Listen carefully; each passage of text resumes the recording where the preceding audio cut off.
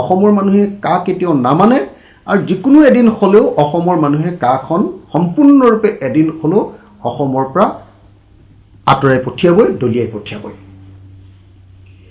এটা বিজেপিয়ে কৈছে হিমন্ত বিশ্ব শৰ্মাই কৈছে যে কাখন অহাৰ পাছততো অসমত অকল 8জন মানুহে নাগৰিকত্ব পাইছে আৰে যদি 8জন মানুহকে নাগৰিকত্ব দিব লাগে তেতিয়াহ'লে তোমালোকে আইন এখন আনিছা কিয় দৰকাৰেই নাই তেনেকুৱা এখন আইন তেতিয়াহ'লে তেওঁলোকে কৈছে যে নহয় ইয়াতো বিদেশী অহাই নাই বিদেশী নাগৰিকত্ব পাবৰ কাৰণে আবেদনেই কৰা নাই কিন্তু ইতিমধ্যে প্ৰকাশ পাইছে যে যোৱা এইবাৰ উপনিৰ্বাচনত সুনাই সমষ্টিটো কি সমষ্টি এটো কয় আপোনাৰ বৰাকৰ এইবাৰ যেটো উপনিৰ্বাচন হৈছিল বৰাকৰ যেটো সমষ্টিত উপনিৰ্বাচন হৈছিল সেই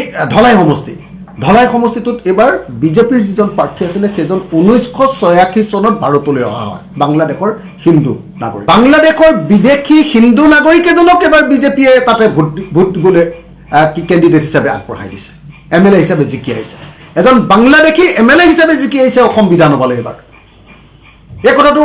গোটেই বৰাক উপত্যকাৰ সকলো মানুহে জানে অৰ্থাৎ এনেকুৱা বহুত বাংলাদেশী অসমত এনেকৈ সোমাই আছে হিন্দু বাংলাদেশী কিন্তু তেওঁলোকে গোটেই অসমৰ মানুহৰ যেটো কা বিৰোধী প্ৰতিবাদ সেই প্ৰতিবাদৰ ওচৰত ভয় খায় তেওঁলোকে কোনো পধ্যে কাখনত ৰেজিষ্টাৰ কৰিবৰ কাৰণে কাখনৰ জৰিয়তে নিজকে বিদেশী বুলি ভাৰতৰ মানুহৰ সন্মুখত মুখ উলিয়াবলৈ ভয় কৰিছে সেইকাৰণে মই ভাবো যে যদি হসাকে কাখনত জৰিয়তে কোনো নাগৰিকক নাগৰিকত্ব দিবই নোৱাৰে বিদেশী নাগৰিকত্ব নাপায় তেতিয়ালে কাখন উঠাই ললে হ'ল অসমত দৰকাৰ নাই আপোনালোকে সকলোৱে জানে যে যোৱা 12 ডিসেম্বৰ 2019 তাৰিখৰ দিনা মোক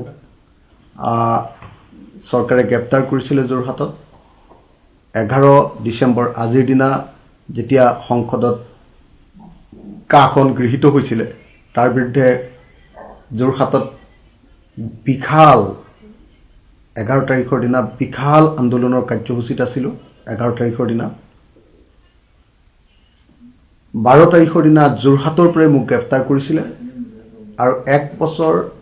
9 মাহ সময় মোক জেলত ৰাখি থৈছিল 1 বছৰ 9 মাহ সময় মোক জেলত ৰাখি থৈছিল 1 বছৰ 9 মাহ সময় জেলত ৰখাৰ পাছত মই ওলাই আহিছিল আৰু ওলাই অহাৰ পাছতো মই কাৰ বিৰোধিতা কৰিবলৈ এৰি দিয়া নাছিল আজিও আমি কা নামানো আৰু কা নামানো কা ভাৰত চৰকাৰে হে গৃহীত কৰিছে অসমীয়া মানুহে অসমৰ মানুহে কেতিয়াও কাক মানি লোৱা নাই কাখনক আমি এতিয়াও অবৈধ এখন আইন বুলি ঘোষণা কৰি আছো কলা আইন বুলি আমি ঘোষণা কৰিছো এতিয়াও আমি সকলো দল আৰু সংগঠনে সুপ্ৰিম কোৰ্টত আমিও কৃষক মুক্তি সংগ্ৰাম সমিতিৰ তৰফৰ পৰা সুপ্ৰিম কোৰ্টত আমি গোচৰ তৰি থৈছো এতিয়াও কাখন এখন বিতৰ্কিত আইন এতিয়াও সুপ্ৰিম কোৰ্টৰ বিচাৰাধীন এখন আইন আমি ভাবো যে যিদিনা সুপ্ৰিম কোৰ্টে ৰায় দিব সেইদিনা সুপ্ৰিম কোৰ্টে অসমৰ পক্ষত আৰু অসমত কা প্ৰযোজ্য হ'ব নালাগে বুলি নিশ্চিতভাৱে ৰায় দিব ইতিমধ্যে আপোনালোকে সকলোৱে দেখিছে যে সুপ্ৰিম কোৰ্টে 1971 চনৰ 25 মাৰ্চটো ইতিমধ্যে গ্ৰহণ কৰিছে আৰু সেই তাৰিখটো গ্ৰহণ কৰাৰ অৰ্থই হ'ল যে ইয়াত কা প্ৰযোজ্য হ'ব নালাগে বুলি সুপ্ৰিম কোৰ্টে অৰ্ডাৰ দিয়াটো খাটা সেইকাৰণে হিমন্ত বিশ্ব শৰ্মাই যিমানেই হিন্দু বাংলাদেশী পক্ষত উকালতি নকৰক লাগিলে নৰেন্দ্ৰ মোদীয়ে যিমানেই হিন্দু বাংলাদেশী